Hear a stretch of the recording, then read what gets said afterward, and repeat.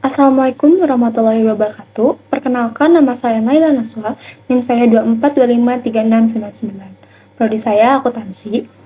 Di sini saya akan menjelaskan materi tentang modal bisnis dan laporan keuangan syariah. Semoga penjelasan yang saya sampaikan dapat menambah pemahaman kita mengenai pentingnya penerapan prinsip syariah dalam dunia bisnis.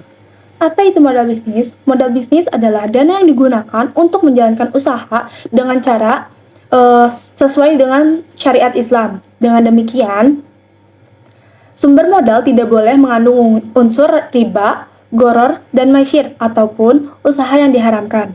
Dalam praktiknya, modal usaha syariah dapat diperoleh melalui modal pribadi, kerjasama melalui akad mudharabah dan musyarakah, maupun dari bank syariah dan BMT. Berbeda dengan sistem konvensional yang menggunakan bunga. Dalam ekonomi syariah, keuntungan diperoleh melalui mekanisme bagi hasil sesuai dengan kesepakatan yang sudah ditentukan. Apa itu laporan keuangan syariah? Laporan keuangan syariah adalah laporan yang menggambarkan kondisi suatu perusahaan atau lembaga yang disusun oleh standar akuntansi keuangan syariah atau PSAK syariah. Tujuan laporan keuangan syariah tidak hanya mengetahui laba atau ruginya perusahaan, tetapi juga mengetahui pertanggungjawaban atas dana, investor, dan masyarakat agar seluruh kegiatan usaha telah dilaksanakan dengan sesuai prinsip syariah. Nah, secara umum, laporan keuangan syariah terdiri dari laporan posisi keuangan, laporan laba rugi, laporan arus kas, dan catatan atas laporan keuangan, serta laporan dana zakat, infak, sedekah, dan kebijakan.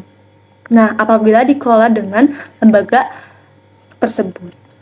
Mengapa laporan keuangan itu sangat penting? Laporan keuangan disusun dengan baik dapat meningkatkan transparansi dan kepercayaan masyarakat. Selain itu, laporan keuangan juga menjadi alat untuk memastikan bahwa seluruh transaksi tidak mengandung unsur riba, gharar, dan maisir, sehingga tetap sesuai dengan prinsip ekonomi syariah. Adapun contoh kasus di Indonesia. Contoh pertama yaitu Bank Syariah Indonesia atau BSI. Bank ini sangat terkenal di Indonesia. BSI pun menyusun laporan keuangan berdasarkan PSAK dan diawasi oleh Otoritas Jasa Keuangan serta Dewan Pengawas Syariah.